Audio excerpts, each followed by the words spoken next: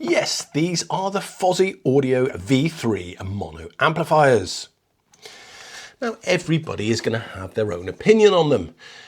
Do you want them? Do you actually need them? Well, hang around for this video and hopefully there'll be something in it that can help you make your decision.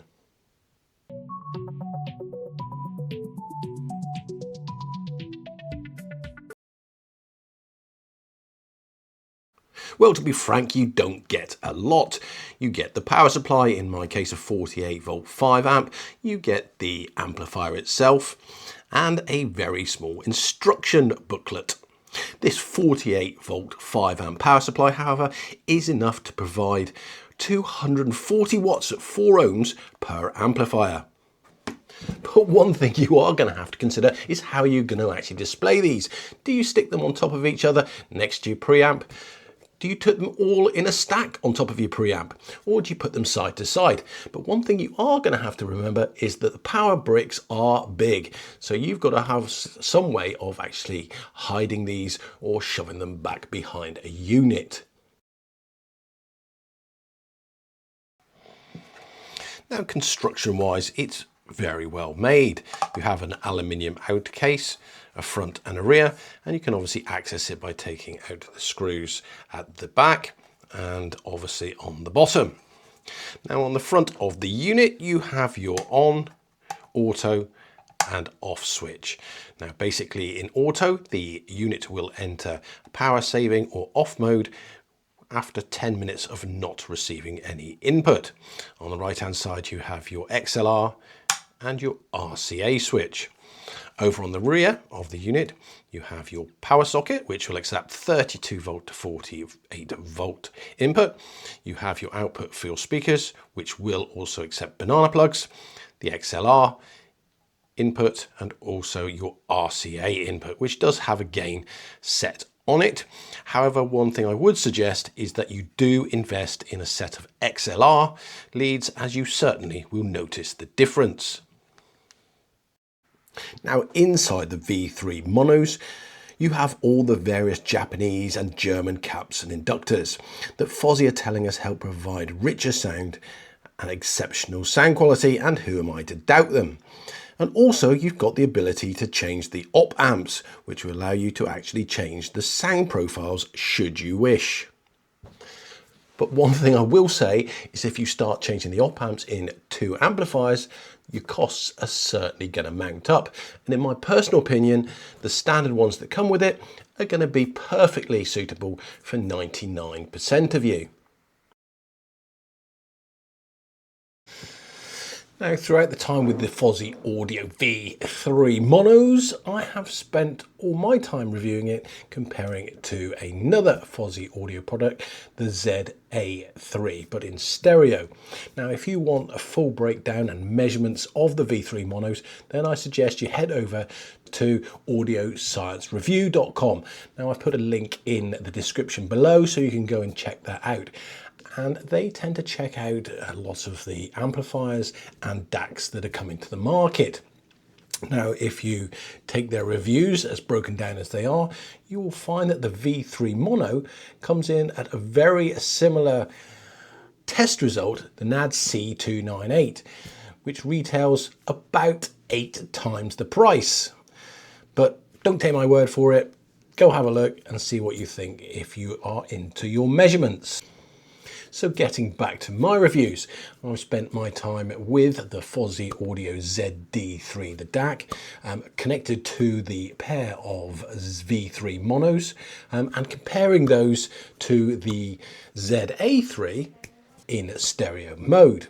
Now, if you follow my channel, you'll know that I don't have any really posh 2 or 3-way speakers.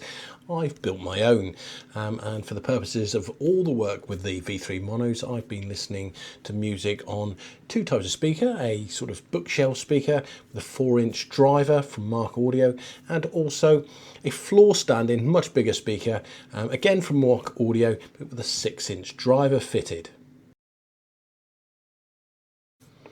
So it appears from the measurements that the Japanese and German caps and inductors seem to be doing their job. along with the integrated PFFB or post filter feedback, which is incorporated, helping lower the noise and distortion to help create a clear playback. Now, measurements are great, but I think what is going to be most important to most people is going to be how do the V3 monos actually sound in practice. Over the last 2 to 3 weeks, I've managed to spend quite a bit of my spare time listening to the V3 monos streaming music. And I'm pleased to say that generally they really are very good. Vocals are lovely and clear, the sound is quite compact, and even the bass, however, from the 4-inch speakers has been really good too. I've actually also spent a fair bit of time swapping between the V3 monos and the ZA3 that I have, and that one being used in stereo mode. And the differences are quite subtle. I think the V3 mono is slightly clearer, especially on the smaller speakers. This changed slightly when I moved up to the 6-inch drivers, however they are a little bit more sensitive, and I don't know if it's my ears, but I actually preferred the sound from the ZA3. Sound-wise, you're certainly not going to be disappointed in the V3s. However, one thing I would say is they do get quite warm in operation. Now this is probably due to the fact that they are small and there is a lot packed inside them. I haven't, however, felt they got too hot to be of an issue. Other things you've certainly got to consider if you're going to be purchasing the V3 monos is that you're going to have to buy them in a pair. Now these don't come with the ability to switch between mono and stereo, such as the ZA3. So you will of course need some kind of signal source or preamplifier with volume controls on it. So, my thoughts on should you buy the V3 Monoblocks? Well, I think it's a really tricky one to answer. I think if you're looking to expand your system that you have already, you've got something such as a preamp or DAC with a volume control, and you've got a relatively small budget and are determined you really want to go down the monoblock route, then certainly the Fosi Audio V3 Monoblocks are something you should consider. However, in my opinion, I would certainly, if you're starting out, consider something like the ZA3. You can switch it and play it in stereo mode. You've got a subwoofer and you've got a volume control. So all you need to be able to do is get some kind of streamer to it and it will function straight away. Later on, you can certainly expand this. If you wanted to buy another one, you could then turn them into monoblock mode and use them as such. And with a slightly larger unit that the ZA3 is, I haven't found any heating issues at all. But whatever you decide, I appreciate you taking the time to possibly look at this video. If you're interested in keeping up to date with any more reviews, or you want to follow the channel and to have a look at some of the speakers I've actually built, then please remember to subscribe and hit the notification bell.